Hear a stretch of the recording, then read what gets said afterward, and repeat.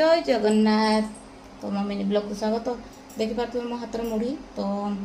इच्छा है मुढ़ी खावाई आउ देखो मैं केमती देखा तो आज टे बढ़िया देखा ना तो चलते खाଇବା मुढ़ी मुढ़ी नहीं पड़े आसी देखो आमर बढ़िया भुगुनी तरकारी होती तो चलतु यहाँ मिक्स करना खाଇବା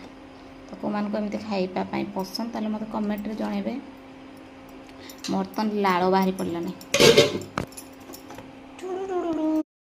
बढ़िया लगे टेस्टी टेस्टी तो जल्दी पड़े आस देखो तो मुझे मुढ़ी भुगनी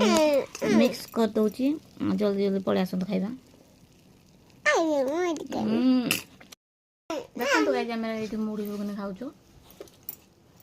खाइबू से भात खाई से खाइबी ना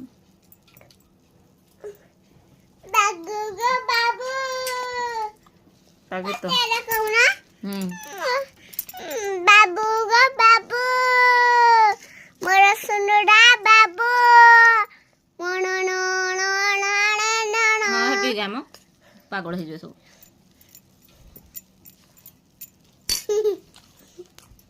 बाय बाय।